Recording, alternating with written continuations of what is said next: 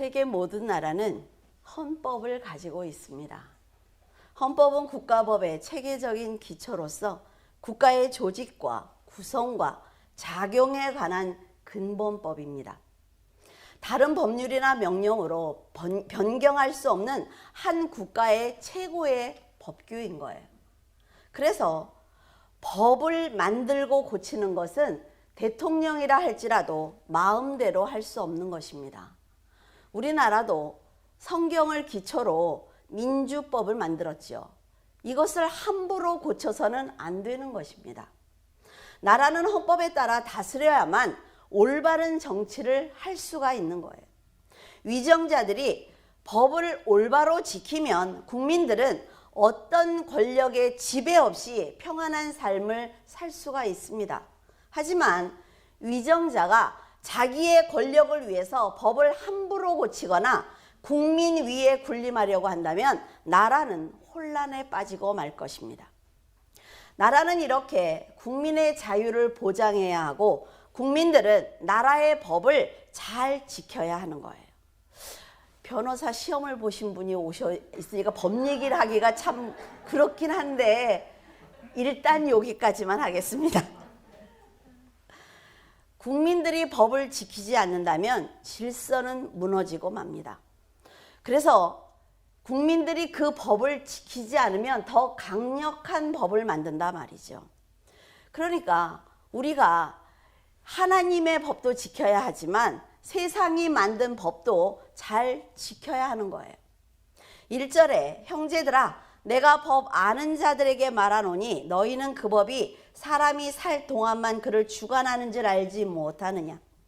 유대인들은 율법을 지켜야만 구원을 받는다는 생각을 가지고 있었어요.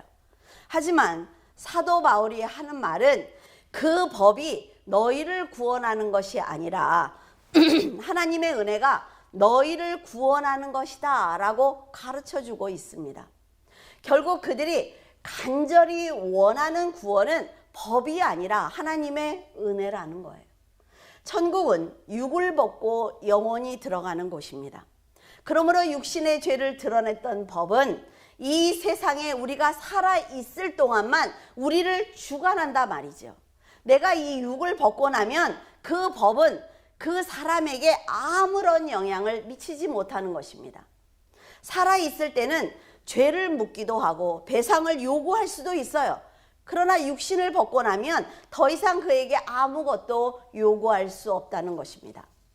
그래서 사도 바울은 6장 14절에 죄가 너희를 주장하지 못하리니 이는 너희가 법 아래 있지 아니하고 은혜 아래 있기 때문이다 라고 말해주고 있습니다. 예수님과 함께 죄를 향해서 죽은 성도들은 더 이상 법이 주관할 수 없습니다. 그래서 정죄를 받지 않는 거예요.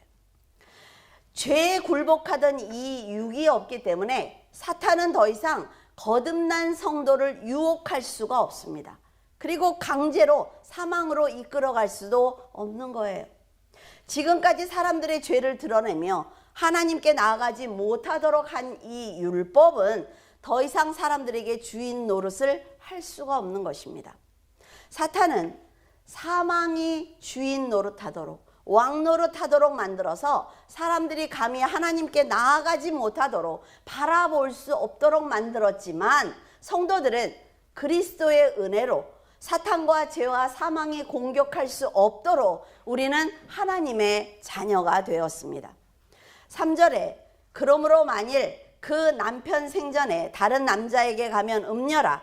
그러나 만일 남편이 죽으면 그 법에서 자유롭게 되나니 다른 남자에게 갈지라도 음녀가 되지 아니하느니라. 고린도전서 7장 39절에 아내는 그 남편이 살아있는 동안에 매여 있다가 남편이 죽으면 자유로워 자기 뜻대로 시집갈 것이나 주 안에서만 할 것이니라. 어때요? 조춘자 권사님이 시집을 가도 누가 뭐라는 사람 없겠죠? 지금 그런 얘기예요. 나이가 80이면 어떻습니까? 돌아가신 분이 제 형부니까 얘기할 수 있는 거예요. 조춘자 권사님이 결혼하는 거에 대해서 반대하시지 않았으면 좋겠어요. 사도 바울은 율법과 성도들의 관계를 설명하기 위해서 결혼 제도를 사용하고 있습니다. 남자와 여자는 혼인 서약을 통해서 부부의 연을 맺지요. 그리고 결혼을 하게 되면 의무와 책임이 있습니다. 그것을 다 하겠다고 서약하는 거라 말이죠. 두 사람은 결혼과 동시에 서로에게 구속됩니다. 그렇기 때문에 상대방의 의사를 무시하거나 책임을 감당하지 않거나 상대방으로부터 자유하겠다는 생각을 가지고 마음대로 살면 법을 어기는 것입니다. 그래서 결혼은 아주 신중하게 생각하고 결정해야 한단 말이죠. 결혼은 법적 효력이 있기 때문에 그 약속을 지켜야 합니다. 살아가면서 깊이 사랑하고 또 존중하는 결혼 생활을 하는 사람도 있어요. 아니면 날마다 다투고 헐뜯는 결혼 생활을 하는 사람도 있습니다. 하지만 법 안에서 살고 있어야 한단 말이죠. 날마다 싸운다고 나가서 다른 사람과 관계를 맺으면 안 된다는 거죠. 그런데 이 부부를 죽음이 갈라놓으면 법적 효력이 사라집니다. 배우자가 죽으면 남은 사람은 그 결혼을 지켜내야 할 의무가 사라지는 거예요. 그렇기 때문에 배우자로부터 자유로울 수가 있는 것입니다. 물론 배우자를 너무나 사랑하는 여러분들은 지금 이해가 안 되죠. 아니 어떻게 저런 말을 목사님이. 그런데 우리 아까 남지원 집사님 보니까 남편이 막 찾아다니는데도 안 움직이더라고. 그 옆에 칸으로 한 칸 가면 좋으련만도 나는 이 자리에서 예배를 드려야 은혜가 되느니라. 가서 싸우라고 하는 얘기 아니에요. 또 집에 가서 들었지 또 막 이러면 안 돼요.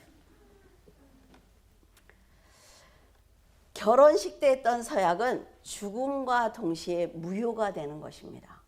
결혼한 부부 중에 한 사람이 죽으면 두 사람의 관계가 말소가 되는 것처럼 모세가 하나님께 받은 그 율법에 매여서 종으로 살아왔던 사람들이 예수 그리스도와 함께 십자가에서 죽는 그 순간 그 죄에서 해방되는 것입니다. 모세가 받은 율법은 사람들이 정상적인 삶을 살도록 하나님께서 주신 것입니다. 하지만 반면에 율법은 사람들의 죄를 드러내는 역할을 하는 거예요. 죄를 짓는다는 것은 하나님과의 관계가 단절되는 것이므로 유대인들은 하나님이 주신 법을 지키기 위해서 노력을 했습니다. 하나님이 이 법을 우리에게 왜 줬는지, 나라에서 헌법을 왜 만들었는지 전혀 상관이 없어요. 그냥 오로지 그 법만을 지키려고 노력을 했단 말이죠.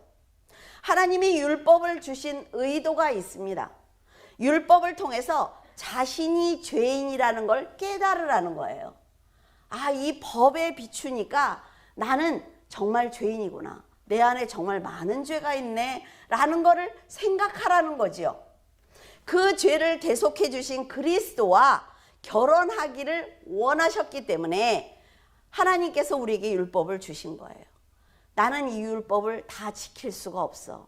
그러니까 이 연약한 나를 누군가가 보호해 줘야 하는데 그것이 예수 그리스도였구나 라는 것을 깨달으라는 거예요. 하지만 유대인들은 하나님의 깊은 사랑을 깨닫지 못했습니다. 자신들의 행위로 구원을 받으려고 노력했단 말이에요. 그래서 정성을 들이는 거예요. 정성을. 얼마나 정성을 들입니까? 그렇죠? 사도 바울은 그들이 이렇게 거룩한 하나님을 뜻을 깨닫지 못했기 때문에 너희들이 율법을 지키는 거야 라고 얘기해 주는 거지요. 너희들이 스스로 법에 묶여서 은혜를 받지 못하고 있는 그 자체가 바로 죄야 라고 지금 로마서를 통해서 알려주고 있는 것입니다. 남편과 아내의 결속을 죽음이 깨트리는 것처럼 우리의 옛사람이 죽는 것은 율법이 지금까지 나에게 주인 노릇을 한 그것을 버리고 새로운 사람 예수 그리스도를 향해서 걸어가서 그분과 함께 결혼함으로 자유를 누리게 된 것입니다. 남편이 살아있을 때 다른 남자에게 가면 음녀라고 하지요. 그래서 손가락질을 받을 수 있습니다. 그런데 과부가 되면 자유롭게 다른 남자에게 가도 음녀가 되지 않는 거예요. 그래서 내 남편의 역할을 했던 그 율법을 향해서 내가 죽으면 상관이 없는 거란 말이에요. 그 관계는. 그래서 내가 예수 그리스도에게 가서 새로운 사람이 돼서 예수 그리스도와 결혼을 하면 이제 예수 그리스도가 내 모든 것을 주관하신다는 거죠. 사람들이 율법을 지키는 것이 하나님을 섬기는 신앙이라고 믿고 있어요. 그래서 굉장히 자기 스스로를 법에 묶습니다. 나는 정말 너무나 피곤하고 너무나 아파도 나는 새벽 기도를 지켜야 돼. 그러니까 사람들에게 자랑이 되는 거예요. 나는 새벽 기도를 한 번도 빠진 적이 없어 라는 걸 자랑하는 거죠. 그런데 하나님의 입장에서 볼 때는 새벽 기도를 하는 그 자체가 중요한 게 아니라 네가 그렇게 열심히 나를 바라보고 왔다면 나에게 네 마음을 줘야 되는 거 아니냐는 거예요. 새벽 기도에 와서 계속 조는 거죠. 끝날 때까지. 그러니까 하나님과의 아무런 관계가 없는 거예요. 나는 평생을 새벽 기도를 했고 주일을 지켰어요. 헌금을 한 번도 안 낸 적이 없어요. 그러면 스스로가 생각할 때 어떻습니까? 굉장하죠. 바리새인이라 말이에요. 바리새인. 예수님과 함께 십자가에서 죄를 향해 죽는다면 율법과의 결속이 깨어지기 때문에 예수 그리스도를 믿는 것은 새로운 시작을 알리는 것입니다. 자, 예수 그리스도와 새로운 남자와 결혼을 했어요. 새로운 여자와 결혼을 했습니다. 그러면 이 사람에게 충실해야 되죠. 근데 결혼을 해놓고도 율법을 버리지 못해서 참자유를 누려라라고 얘기하는데 계속 나에게 법을 주는 거예요. 나에게. 거기 묶여가지고 그걸 못하면 막 얼굴이 그냥 또 우울증에 걸리고 힘들어하고 죄의식을 갖고 성도들이 이러고 산단 말이죠. 예수 그리스도 안에서 예수 그리스도가 나에게 원하시는 것이 무엇인지 성경을 통해서 배워서 참 자유를 누리면 훨씬 더 넓은 세상을 볼 수가 있단 말이에요. 여러분, 예수 그리스도와 여러분이 결혼하셨다면 예수 그리스도께 충실해야 합니다. 예수 그리스도는 아쉬울 때만 가서 부탁을 하면 부부관계가 아니라 말이죠. 근데 지금 교회 다니는 사람들은 어때요? 스스로 율법에 매여 있어요. 내가 이걸 하지 않으면 정말 큰일 나. 큰일 난다는 생각에 매여 있어요. 그래서 이번 주에도 어떤 분하고 상담을 하는데 자기 스스로 잘 못하고 있다는 생각을 하니까 자기 스스로 법을 계속 만들어서 그걸 하고 있는 거예요. 그리고 그걸 자랑스럽게 얘기를 하는 거죠. 내가 이렇게 하고 있다. 근데 하지 말라고 그랬어요. 하지 말라고 그거. 왜? 그것은 하나님이 원하시는 것이 아닙니다. 내가 금식을 하고 있습니다. 내가 뭘 하고 있습니다. 내 입으로 그 얘기를 하는 자체는 뭐예요? 자랑이에요, 여러분. 그렇게 하면 안 되는 거예요. 그건 신앙이 아닙니다. 뭐라 그래요? 내가 주의를 지켰더니 성공했어. 어떤 장로님이 그렇게 헌신하더니 애들이 다 의대에 갔대. 어떻게 신앙생활을 했어? 그걸 알아보기 위해서 성도들이 노력한단 말이죠. 내가 헌금을 했더니 사업이 잘 돼서 얼마를 냈는데 얼마를 냈어? 내가 못했더니 어려움을 당했어. 죄의식을 갖는단 말이죠. 이것은 하나님이 주시는 일방적인 은혜를 바라보지 못하는 것입니다. 여러분들이 11조를 할 때 막 아깝고 정말 이걸 해야 돼 말아야 돼. 그럼 하지 마세요. 왜? 하나님이 받지 않으세요. 또 이렇게 하면 또 다음 주에 또 다음 달에 또 헌금이 하나도 안 들어오겠네. 목사님 저 이번에 갈등했거든요. 혼날 줄 알아줘. 예수님께서 노예와 같이 살지 말라고 해방을 시켜줬단 말이죠. 근데 여러분들 그 무슨 영화죠? 그 감옥에서 50년인가를 살았어요. 그래서 풀어주니까 나가서 자살하더라고요. 왜? 나는 거기서 훈련이 됐거든요. 화장실 갈 때 화장실 가도 됩니까? 물어봐야 되고 다 물어봐서 시키는 대로 했는데 자유를 주니까 못 누리는 거예요. 지금 성도들이 똑같아. 교회에서 어떤 법을 정하지 않으면 스스로 할 줄 아는 것이 아무것도 없어요. 여러분들이 저희 교회 왔을 때 어떻게 했어요? 제 사명이 뭡니까? 알아서 하세요. 목사님, 제가 이 일을 해야 됩니까? 알아서 하세요. 성경을 먼저 읽으시고 기도하시고 자기가 이것을 좋아하고 오래 하고 잘할 수 있거든 하세요. 그것이 자기의 사명인 거예요. 그런데 그러지 않는단 말이죠. 스스로 올무를 뒤집어 쓰고 자유를 어때요? 누리지 못하고 있는 거예요. 큰일 나죠. 막 자유를 누리면 하나님이 혼내면 어떡해. 그런 하나님이 아니라 말이죠. 또 잘하면 또 얼마나 잘하겠어요, 여러분이. 그렇죠? 안 웃네. 여러분, 그런데 제가 늘 말씀드리는 것처럼 성도들은 당연히 지켜야 할 도리가 있습니다. 기본적인 신앙이 있어요. 부모가 자녀들에게 잘해주고 자유를 준다고 해서 부모에게 함부로 합니까? 그 자녀가 부모에게 지켜야 될 도리가 있어요.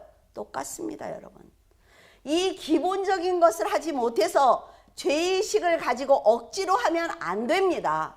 근데 은혜 안에 살게 되면, 자녀가 온전한 인격을 갖추게 되면 부모에게 이런 부모를 섬기는 행위가 자연스럽게 드러난다 말이죠. 하나님을 온전히 만나면 성경 안에 계시는 그 하나님, 우리의 삶에서 역사하시는 그 하나님을 만나게 되면 자연스럽게 하게 돼요. 왜? 그분을 사랑하니까. 범사에 감사하는 마음으로 한다면 죄의식을 갖지 않아도 됩니다. 오늘 너무 일이 많았어. 오늘 내가 기도 못했어. 그러면 주무셔도 돼요. 괜찮다고요. 오늘 내가 기도를 못했으니까 너무 죄스러워. 죄의식이 너무 커. 그런 기도는 안 받으신다니까요.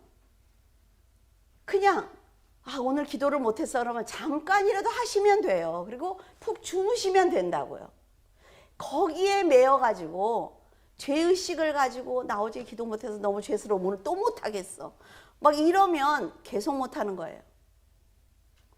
예수님이 세상에 오신 것은 바로 사망에 묶여있는 죄인들을 대속하시고 진정한 자유를 주시기 위해서입니다. 그런데 율법에 갇혀 스스로 예수님을 멀리하고 있단 말이죠. 4절에 그러므로 내 형제들아 너희도 그리스도의 몸으로 말미암아 율법에 대하여 죽임을 당하였으니 이는 다르니 곧 죽은 자 가운데서 살아나신 이에게 가서 우리가 하나님을 위하여 열매를 맺게 하려 함이라. 율법은 하나님이 주신 법입니다. 그래서 그 효력은 상실되지 않습니다. 예수 그리스도 안에 있을 때 그 율법이 패한 것 같지만 그 율법은 그대로 효력을 가지고 있다는 거예요. 그래서 그리스도가 자신의 몸에 인류의 모든 죄를 짊어지고 그 몸을 십자가에서 벗은 것처럼 우리도 그리스도와 함께 우리의 옛사람을 십자가에서 벗어버리고 그 율법의 효력에서 벗어날 수 있는 것입니다. 그러면 우리가 옛사람을 벗어버린 걸 어떻게 알 수 있어요? 내가 예수 그리스도를 알고 있냐는 것입니다. 하나님이 주신 그 은혜를 내가 지금 누리고 있느냐는 거예요. 우리는 그리스도와 함께 율법에 대해서 죽었기 때문에 하나님께서 믿음의 성도들을 예수 그리스도 안에서 너는 거듭난 자야, 너는 내 자녀야, 너는 의인이야 라고 칭해 주시는 것입니다. 우리는 그리스도의 부활과 함께 거듭나서 율법으로부터 자유함을 얻었어요. 그래서 그리스도와 결혼 관계가 되었습니다. 이제 율법을 향해 죽은 자이기 때문에 그리스도와 혼인 관계를 맺는다고 해도 죄가 아닙니다. 예수 그리스도를 통해서 새로운 존재가 된 거예요. 그래서 거룩한 자가 된 것입니다. 그래서 여러분이 여러분을 사랑해야 돼요. 함부로 대하면 안 된다 말이죠. 나를 사랑하는데 나를 죄의 자리에 둡니까? 그리고 나를 음행하게 해요? 내가 거짓말을 하도록 합니까? 아니요. 왜? 하나님 안에서 나는 거듭난 자이기 때문에 올바로 살아가야 되는 것입니다. 그리스도와 연합한 성도들은 이제 하나님을 위해서 열매를 맺어야 합니다. 죄로 인해서 어둠에 살아야만 했던 우리는 빛 대신 예수 그리스도와 연합한 관계가 되었기 때문에 하나님의 빛의 자녀로 거룩한 의를 갖게 되었습니다. 이게 너무 중요한 얘기예요. 그래서 로마서를 여러분들이 읽을 때 이제 로마서 강해를 다 듣고 나면 로마서를 읽으면서 굉장히 재밌을 거예요. 아, 이 말이구나, 이 말이구나. 이것이 바로 하나님께서 우리에게 율법을 주신 목적입니다. 거룩한 의를 가진 성도들은 율법에 매인 신앙이 아니라 하나님의 사랑을 바탕으로 진정한 자유를 누리는 신앙생활을 해도 되는 것입니다. 자유롭게 신앙생활을 하셔도 된단 말이에요. 목사가 끌고 가야만 억지로 끌려가는 그 신앙은 굉장히 위험한 신앙입니다. 내가 교회를 가야만 내가 성도인 것 같은 사람은 굉장히 위험한 신앙이에요. 나 혼자 있을 때에도 하나님의 은혜가 나와 함께 하시기 때문에 하나님 안에서 나는 자유로워도 되는 것입니다. 받은 은혜를 감사로 돌려드려야 하는 것이 성도입니다. 하나님께 일방적으로 먼저 은혜를 받았어요. 그걸 내가 감사로 드리는 것이 신앙이지, 어때요? 내 정성으로 하나님의 은혜를 받기를 노력하는 건 신앙이 아닙니다. 잘 기억하셔야 돼요. 여러분은 하나님의 사랑과 그리스도의 희생과 동행하시는 성령의 보호하심을 믿거든 성결하게 살면서 하나님이 기뻐하시는 일을 해야만 합니다. 이렇게 자신을 거룩한 제물로 드리며 하나님께서 받으실 만한 성도의 삶을 드릴 때 의의 열매를 맺을 수가 있습니다. 5절에 우리가 육신에 있을 때에는 율법으로 말미암는 죄의 정욕이 우리 지체 중에 역사하여 우리로 사망을 위하여 열매를 맺게 하였더니, 거듭난 성도들이 맺기를 원하는 의의 열매와 죄의 정욕이 우리 지체 중에 역사해서 사망으로 맺게 하는 열매는 천국과 지옥처럼 아주 멉니다. 완전히 다른 거예요. 사람들은 육신이 있어야만 살아갈 수가 있습니다. 그래서 이 몸이 나쁜 것이 아니라 말이죠. 내 몸은 내 영의 지배를 받습니다. 그래서 내가 어떤 말씀을 가지고 있느냐, 내가 어떤 하나님을 만나고 있느냐에 따라서 내 육신이 움직이는 거예요. 아, 제 육신이 너무나 술을 원해서 담배를 원해서 어쩔 수가 없습니다. 이건 뭐예요? 내 영이 거듭나지 않았다는 얘기죠. 잘 아셔야 돼요. 내가 계속 거짓말을 하는 건 뭐예요? 내 영이 하나님 앞에 두려움이 없다는 거예요. 하나님이 얼마나 거룩하신 분인 줄 알면 내 육신은 절대로 그런 행동을 하지 않습니다. 하지만 이 육신은 흙으로 돌아갑니다. 나중에 부활할 때 재림의 예수님이 오시면 우리의 몸이 부활하겠죠. 그 전에는 육을 흙으로 돌려보내고 내 영만 들어가잖아요. 그래서 지금 이 육신을 누구의 종으로 삼느냐 하는 것이 아주 중요한 문제인 거예요. 내 영혼이 사탄을 받아들이느냐, 예수 그리스도를 받아들이냐, 이것이 너무나 중요하다 말이에요. 그래서 그리스도와 율법 중에서 여러분이 선택해야 하는 것입니다. 하나님이 나를 일방적으로 이끌어 가실 거야? 아니요. 여러분이 선택하는 거예요. 날마다 화와 복이 있으면 내가 어떤 걸 선택할 것인지, 선과 악이 있으면 내가 어떤 걸 선택할 것인지 여러분들이 날마다 선택하는 거예요. 결국 천국과 지옥은 자신이 선택하는 거라 말이죠. 하나님께서는 사람들에게 복음을 들을 기회를 계속 주십니다. 그렇죠? 지나가면서 교회 건물에 십자가를 보는 것도 기회라고 했어요. 처음부터 천국에 들어갈 사람이 결정되었거나 지옥에 가는 사람이 결정된 것이 아니라는 것입니다. 모두 사탄의 자녀로 태어나요. 처음에 태어날 때 어둠의 자녀로 태어나죠. 복음은 언제 듣는 거예요? 살아가면서 듣는 거예요. 그러니까 복음을 영접하고 하나님의 자녀가 되는 것 역시 내가 복음을 들었을 때 어떤 걸 선택하느냐의 문제라는 거죠. 그런데 사람들이 예정론에 흔들리고 있습니다. 사람들이 저에게도 와서 물어요. 목사님, 저는 하나님이 예정한 사람인가요?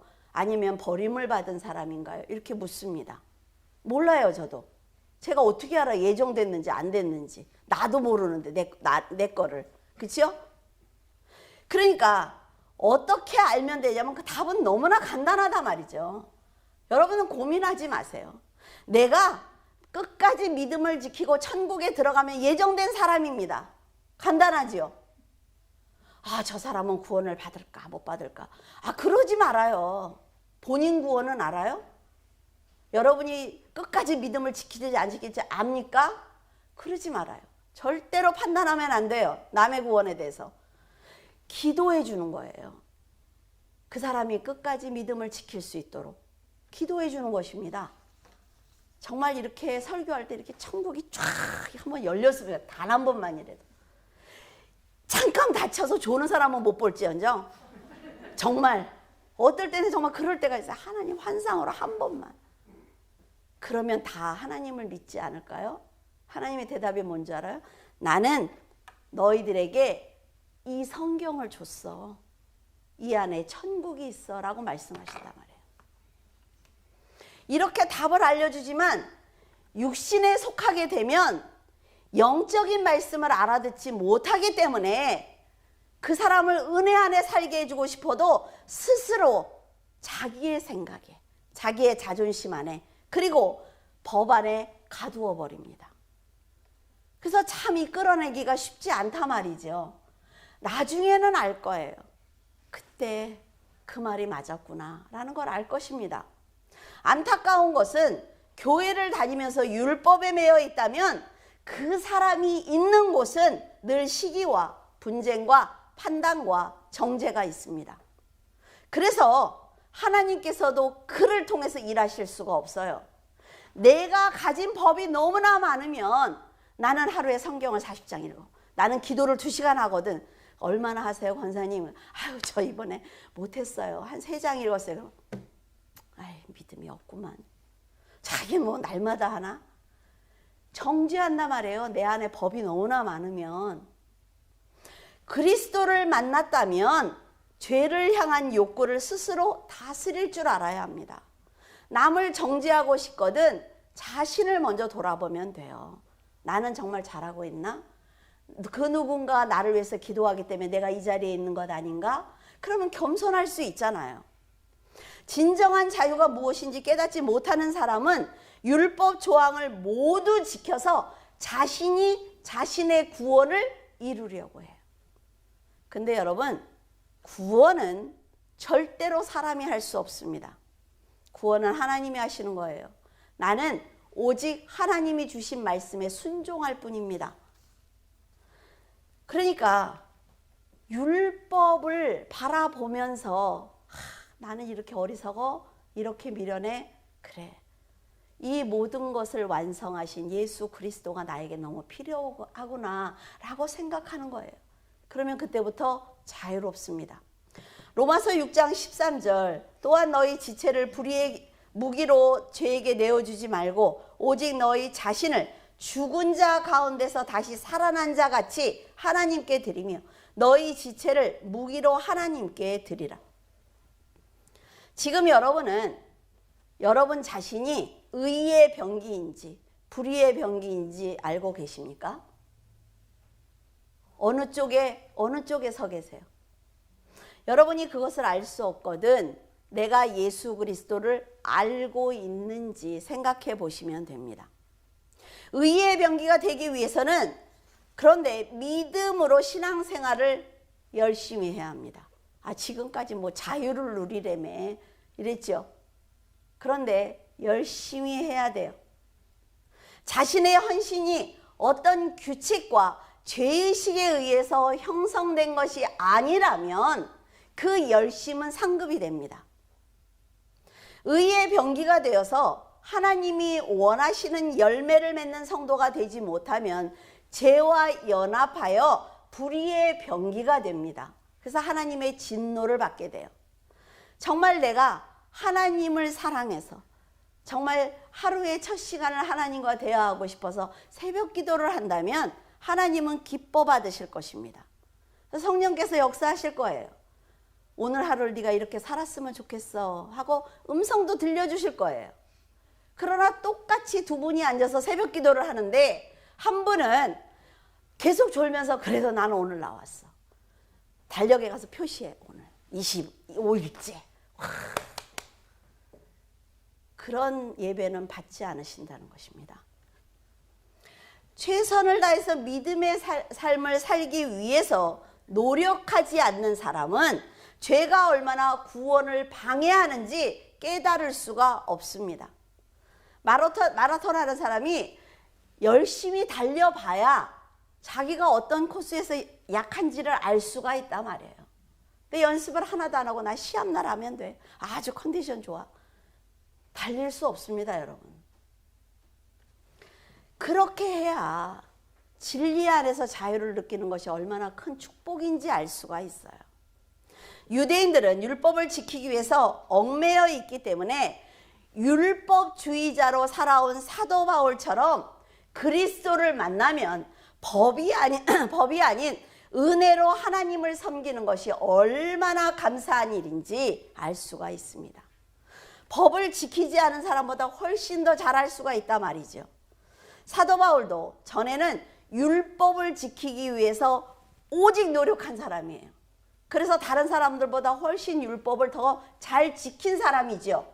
그런데 그 죄를 용서해 주신 그리스도를 만나고 났더니 그 법을 지키려고 노력했던 그 시간이 얼마나 어리석었는지, 얼마나 미련했는지 깨닫게 된 것입니다. 율법으로 자신의 신앙을 지키기 위해서 목숨을 다해 충성을 했는데 진노의 하나님을 만난 거예요. 눈을 멀게 하시는 하나님을 만났습니다. 왜? 참 자유를 주시기 위해서. 어둠에 가둬버리시죠. 자, 9절에서 10절. 전에 율법을 깨닫지 못했을 때에는 내가 살았더니 계명이 이름에 죄는 살아나고, 굉장히 어려운 얘기예요. 이게. 나는 죽었도다. 생명에 이르게 할 그 계명이 내게 대하여 도리어 사망에 이르게 하는 것이 되었도다.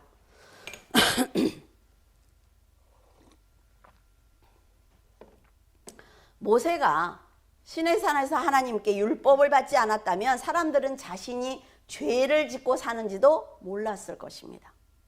그래서 죄를 드러내서 죄를 짓지 않도록 돕는 율법은 잘못이 없습니다. 율법이 다른 사람의 것을 탐내지 마, 그것을 도둑질하는 것은 죄야 라고 말하지 않았다면 사람은 탐심이 죄라는 걸 알지 못했을 거예요. 탐심이 죄라는 것을 법으로 정했기 때문에 탐심이 죄가 된 거지요. 자, 쉽게 예를 들면 우리나라는 음주운전을 법으로 금지하고 있습니다. 하지만 음주운전을 죄라고 법으로 정하지 않았다면 사람들은 죄라는 생각이 없어요. 그래서 우리도 옛날에 보면, 제가 어렸을 때인데 사촌 오빠가 운전을 하시는 분이 있어요. 술이 거나하게 취했는데도 자기는 할 수 있다고 운전을 하고 가는 걸 아직도 어린데도 기억이 있거든요. 그때는 이 음주운전이 죄다 이런 게 없었어요. 근데 음주운전이 법으로 정하기 전에도 죄입니다. 그렇죠? 그런데 법으로 정해지면 그것은 심판을 받을 수 있는 범죄가 되는 거예요. 술에 취하지 않았을 때 그 사람은 어떻습니까? 음주운전을 왜 해? 그건 죄지? 라고 말을 했던 사람이 자기가 술에 취해서 이성을 딱 잃으니까 어때요? 괜찮아. 나는 할 수 있어. 라고 말한단 말이죠. 그러니까 하면 안 된다는 말을 했던 사람은 죽고 죄가 살아난 거예요. 괜찮다고 하면서 사람의 마음속에 있는 죄를 드러낸 것입니다. 율법을 통해 죄가 살아나자 그 사람은 죽은 거예요. 아시겠습니까? 무슨 말인지? 음주운전을 하면 안 된다고 정해진 세상의 법은 악법이 아닙니다. 절대로 악법이 아니에요. 율법이 악법이 아니에요. 하지만 음주운전을 해서 죄를 짓는 사람이 있기 때문에 그 법에 힘을 실어준 거지요. 그래서 나라의 법을 찾고 뭐 차별금지법이니 이런 걸 만드는 이유가 뭐예요? 힘을 실어주기 위해서 그러는 거죠. 그들을 처벌할 수 있는 근거를 마련한단 말이에요. 동성연애에 대해서 설교하는 목회자들을 법으로 처벌하기 위해서 법을 만드는 거예요. 그래서 그 법이 힘을 얻는 것입니다. 법은 그의 죄를 합법적으로 처벌할 수 있는 힘을 갖는 것입니다. 그래서 나라의 법을 계속 고치는 건 굉장히 위험한 것입니다. 그 법이 없었다면 우리가 음주운전이 나쁘다는 걸 알지 못했을 거예요. 그런데 자, 모든 백성들이, 모든 국민들이 성숙한 시민의식을 가졌다고 해보세요. 그러면 그 사람은 그렇게 말을 할 거예요. 음주운전을 했을 때 나와 남의 생명을 해칠 수 있다는 걸 알지요. 그래서 절대로 하면 안 돼. 그래서 술을 마시지 않습니다. 이 세상 사람들이 모두 자신의 건강과 가족들의 안녕을 생각을 하고 하나님을 온전히 섬기겠다는 정신을 갖는다면 음주운전이 죄다라는 법이 있다고 해도 그 법은 힘을 잃습니다. 그 법을 가지고 누구를 올가매야 되는데 올가맬 필요가 없잖아요. 그래서 법이 그 죄인이 하나도 없으면 그 제정한 의미가 없지요.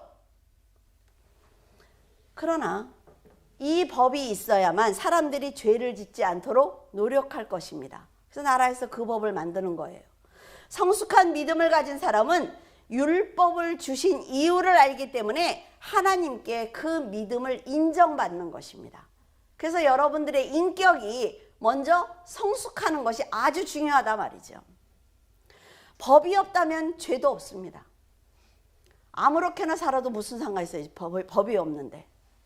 법이 있어도 죄를 짓는 사람이 없다면 법은 아무런 힘을 얻을 수가 없습니다. 하나님께서 율법을 주신 것은 인간은 어쩔 수 없이 죄를 지을 수밖에 없다는 것을 깨닫고 예수 그리스도께 가까이 오도록, 예수 그리스도와 결혼을 하도록 하시기 위해서 율법을 주신 거예요.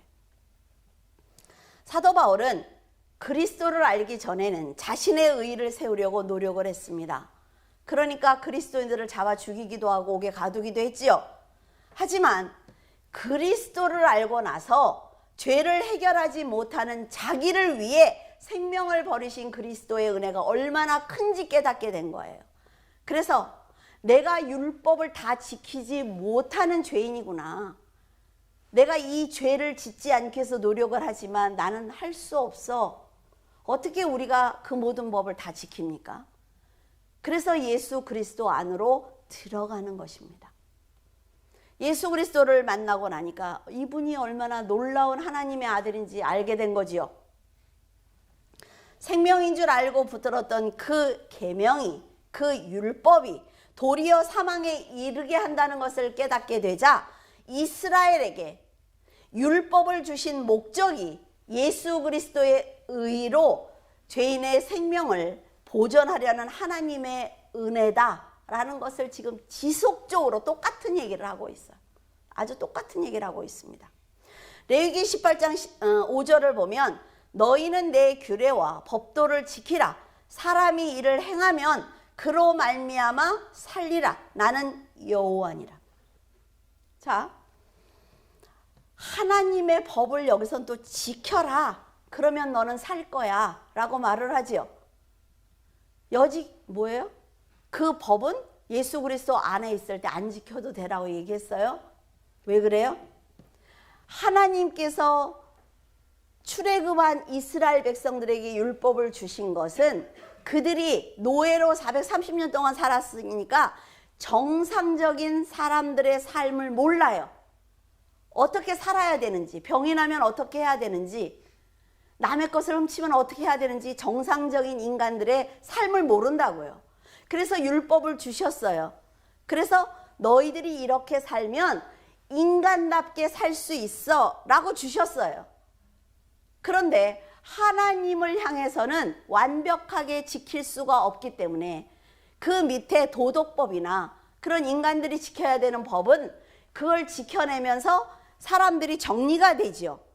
이런 짓은 하면 안 되는구나, 이렇게 하면 안 되는구나 다 알면서 정상적인 삶을 살지만 하나님을 향해서는 완벽하게 지킬 수가 없다고요.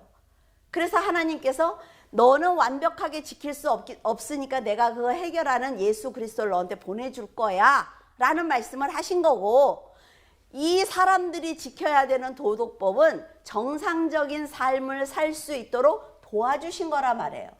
그러니까 무슨 말인지 알겠죠? 살리라, 그건 뭐예요? 너희가 다 지키지 못하니까 내가 예수 그리스도를 보내주면 너는 살 수 있어 영원히 라는 얘기예요. 사도 바울은 유대인들이 이 말씀을 늘 외우고 있다는 것을 압니다. 그러니까 너희들이 규례와 법도를 지키고 있지만 그로 말미암아 하나님의 깊은 사랑을 깨닫지 못하고 있다. 행위만 너무 집중하니까 그런 거야. 엄마가 자, 너 들어가서 공부해 라고 했어요. 근데 자기가 들어가서 공부할 걸 다 했어요. 그런데 밖에 나올 때 엄마 눈치를 보는 거야. 내가 쉬어도 되는지, 쉬면 욕을 먹을 건지, 등어리를 한 대 맞을 건지. 그치요? 나오면서 엄마 내가 공부할 걸 했는데 좀 쉴게요 라고 얘기하면 엄마가 안 돼, 눈들을 보면 안 된다고 할 것 같아. 응? 내가 과일 깎아 들어갈 테니까 들어가. 그리고 엄마들이 꼭 그러죠. 공부해. 그래놓고 왜 먹을 걸 가지고 들어가는지 모르겠어. 그러니까 애들이 먹으면 졸려. 그럼 뭐라 그래요? 아유 그래 자, 아유 너는 안 돼, 너 같은 인간은 안 돼, 막 또 이래. 자기가 어떻게 했는지는 모르고. 하나님 제가 세상에서 이렇게 하나님의 법을 지키기 위해서 최선을 다했습니다. 성도로 살기 위해서 다 했어요. 좀 지쳤어요 라고 하면 하나님 뭐라 그러세요? 기도해 이래요? 아니요.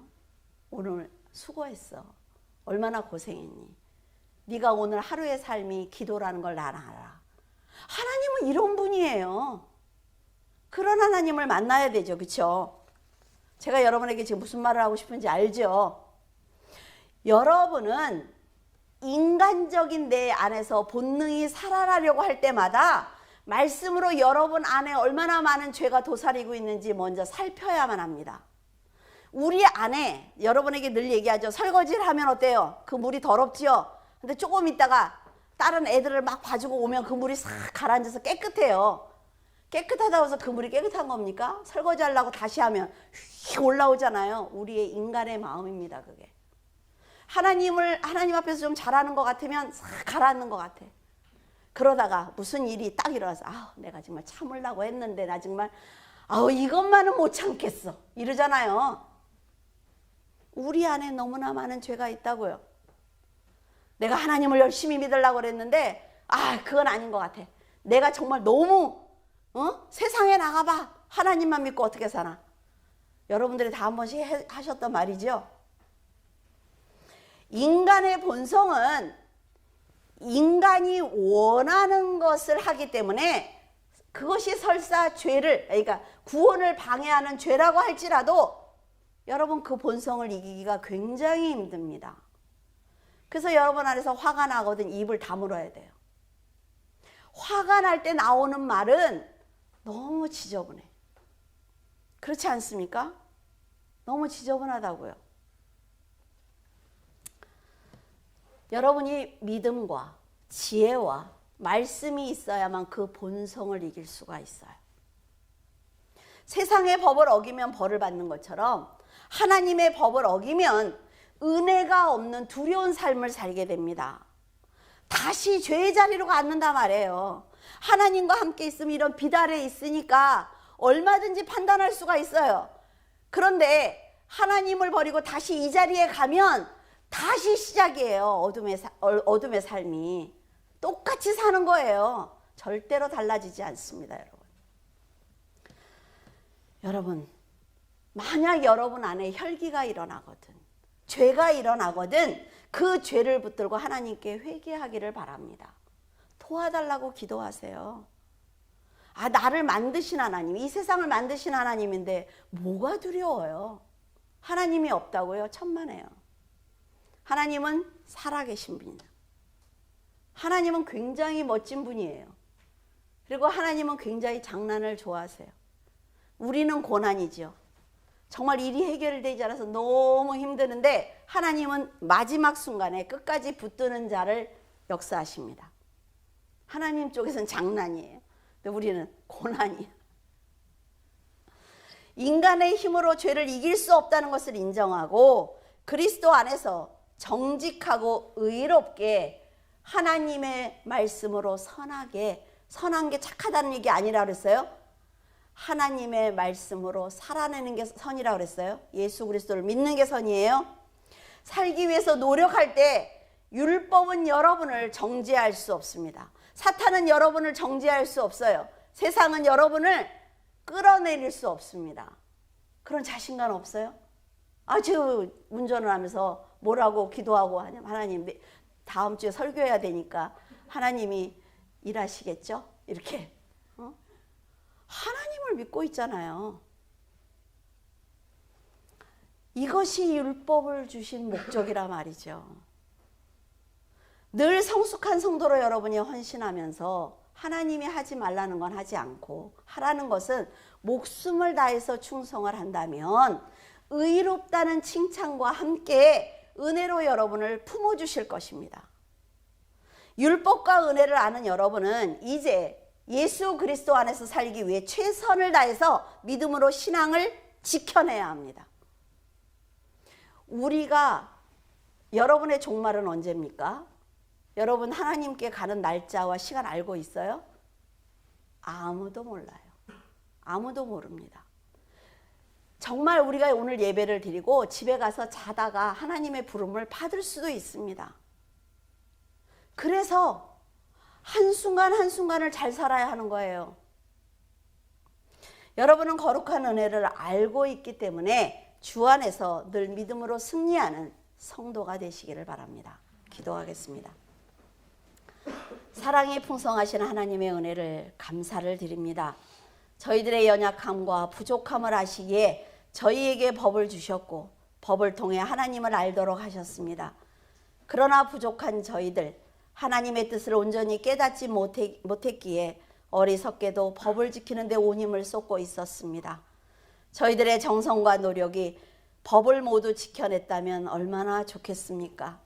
하지만 할 수 없기에 또 좌절하면서 나는 안 된다고, 나는 할 수 없다고, 내가 할 수 있는 일이 없다고 인생의 미래에 대해 두려워만 하고 있습니다. 이런 저희들을 보시면서 하나님께서는 걱정하지 말라고, 너희들이 감당하지 못하는 것을 내가 알기에 내가 십자가를 진 것이 아니겠냐고 위로하시는 하나님을 보면서 죄송한 마음입니다. 저희들은 세상을 감당할 능력이 부족하기에 하나님만 의지하겠습니다. 그리고 끝까지 하나님의 곁에서 믿음을 지키는 자녀의 모습을 보여드리겠습니다. 이런 저희들을 긍휼히 여기시고 도와주시옵소서. 하나님을 깊이 사랑합니다. 세상과 사람은 저희들을 버릴지라도 하나님께서는 끝까지 품어주실 것을 알기에 더욱 사랑합니다. 하나님, 이 나라와 이 민족을 불쌍히 여기시고 한 번의 기회를 저희들에게 주시기를 원합니다. 복음이 울려 퍼질 수 있도록, 그리고 찬양을 크게 부를 수 있도록, 영혼들을 향해 예수 그리스도를 자랑할 수 있도록 도와주시옵소서. 성령의 충만함을 주실 것을 믿고 감사드리며 예수 그리스도 이름으로 기도드립니다. 아멘.